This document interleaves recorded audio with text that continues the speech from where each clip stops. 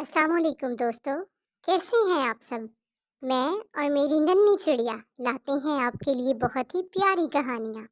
मज़ीद कहानियों के लिए हमारी वीडियोस को लाइक करें और हमारे चैनल को सब्सक्राइब करें। चलो देखें आज की नई कहानी। ये वाक़या तब का हुआ जब मैं 17 साल का था। तो मैं हफ़्ते में 3-4 बार जिम जाया करता था और वापसी बस पर घर आता था। ये इतवार का दिन था और मेरी बस छूट गई, इसलिए मुझे देर तक दूसरी बस का इंतज़ार करना पड़ा। मैंने अपने वालिदैन से कॉन्टैक्ट किया लेकिन राब्ता ना हो पाया और टैक्सी का किराया बहुत ज़्यादा था। तो मैंने इरादा किया कि बस स्टॉप पर बैठकर किसी दूसरी बस का इंतज़ार करूँगा। ये एक सर्द रात थी और बर्फ़बारी हो रही थी।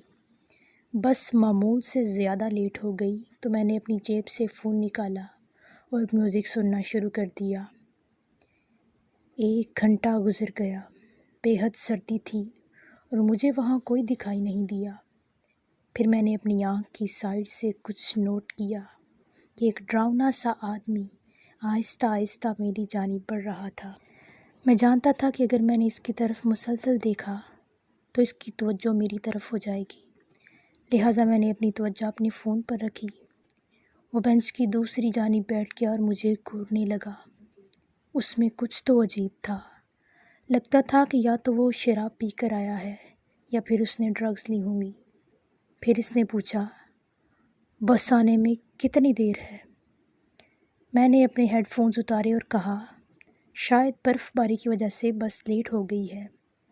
इसने कुछ देर मुझे घूरा और फिर अपने ही मुंह में कुछ बड़बड़ाने लगा।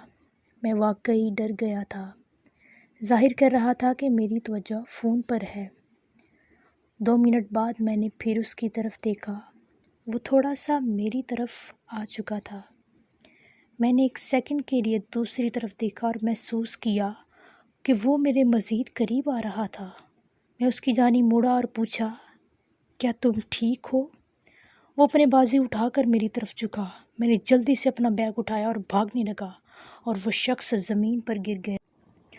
मैं काफ़ी देर तक पीछे देखे बिना मुसलसल भागता रहा जब तक कि दूसरा बस स्टॉप नहीं आ गया।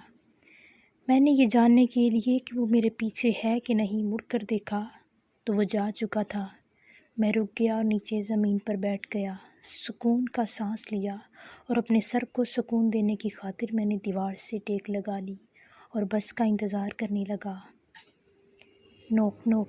मुझे अचानक झटका लगा और मुड़कर देखा कि वही आदमी ग्लास के दूसरी जानिब खड़ा मुझे घूर रहा था।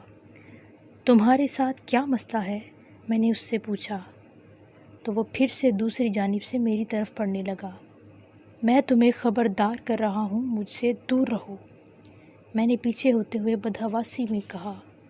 मैं भागना चाहता था लेकिन मैंने इस पनाहगाह में अपना बैग रख छोड़ा था। इसके बिना मैं भाग नहीं सकता था। अचानक आदमी ने मुझ पर छलांग लगाई लेकिन मैं रास्ते से हट गया। वो मुंह के बल ज़मीन पर आ गिरा। मुझे झटका लगा जब मैंने उसके चेहरे से खून निकलता देखा। मैंने उससे जवाब तलब करने की कोशिश की मगर उसने कोई हरकत न की। मैंने पुलिस और रेस्क्यू को कॉल की। वो थोड़ी देर में पहुंच गए। मैंने उन्हें बताया कि क्या हुआ था और उन्होंने मुझे ये बताया कि वो डॉक्टर की तजवीज़ की गई ड्रग्स पर था। उन्हें उसकी जेब से उसकी और उसके बेटे की फ़ोटो मिली। उस फ़ोटो में उसका बेटा बिल्कुल मेरे जैसे था, इसलिए हमने सोचा कि शायद इसे लगा हो कि मैं इसका बेटा हूँ। बाद में पता चला कि उसका बेटा किसी जंग में खो गया था। वो शख्स अपने इलाज के लिए जा रहा था जब मैंने उसे देखा। इसके बाद जल्द ही मैंने अपना ड्राइविंग लाइसेंस बनवा लिया और उसके बाद कभी भी बस स्टॉप का रुख नहीं किया।